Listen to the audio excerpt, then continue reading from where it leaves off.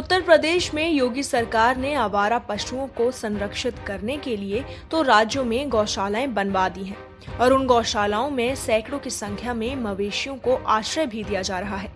लेकिन लॉकडाउन में उन गौशालाओं में काम करने वाले मजदूरों को उनका वेतन ना दिए जाने की बात सामने आ रही है और लॉकडाउन में खराब स्थिति के चलते उनके परिवार की भूखे मरने की नौबत आ गई है।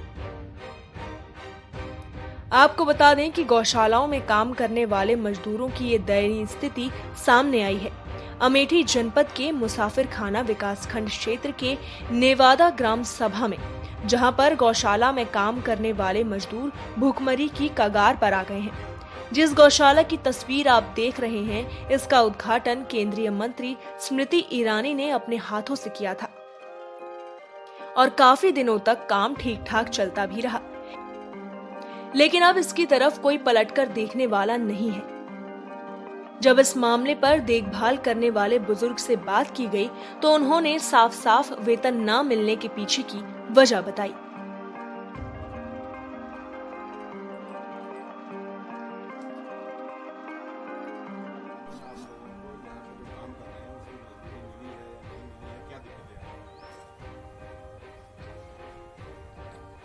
जब से लॉकडाउन लगा तब से हम लोगों को कोई पगार नहीं मिला, पैसा नहीं मिला। प्रधान जी से हम कहते हैं तो बोलते हैं कि हम मुसाफिर खाना बैंक तक ही नहीं जा पाते, पैसा लाए कहाँ से, और बैंक बंद है। और 22 जून से जब से चालू हुआ, श्रीमती ईरानी जी इसका उद्घाटन किया, आज तक हम लोगों को सरकार की तरफ से कोई पगार निश्चित नहीं हुआ कि 10,000 मिलेगा, 5,000 मिलेगा, 2,000 मिलेगा। प्रधान जी के जो होता है 4,000, 5,000 महीने के हिसाब से देते हैं। जब से लॉकडाउन लगा तब से एक पैसा नहीं मिला।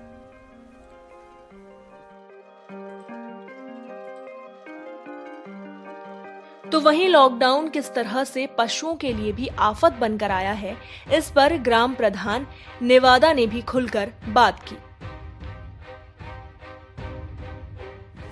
ये जो गौशाला है, इसमें किस प्रकार की दिक्कतें आ रही हैं? प्रथम दिक्कत तो यही आ रही है कि यहाँ हमारे जो केयर टेकर हैं उनको तनख्वाह नहीं मिल रही है, सबसे बड़ी समस्या ये है।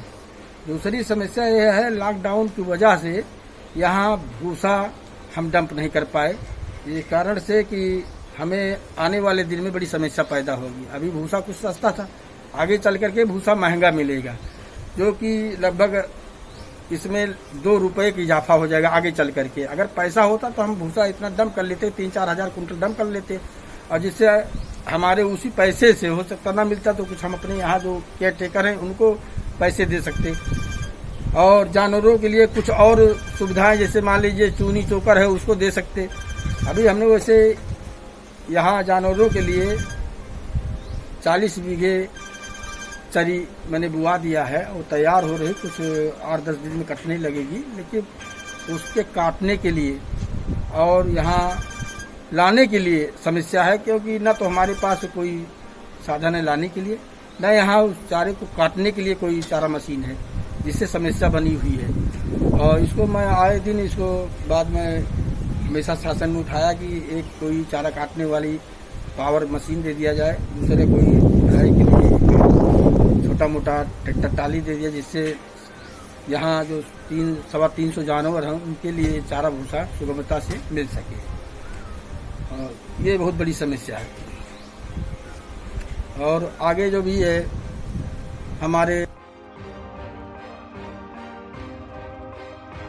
सरकार के दावों के सामने जमीनी हकीकत कुछ और ही नजर आती है, जिसे झुटला पाना भी आंखों पर झूठ की पट्टी बांधने के बराबर है।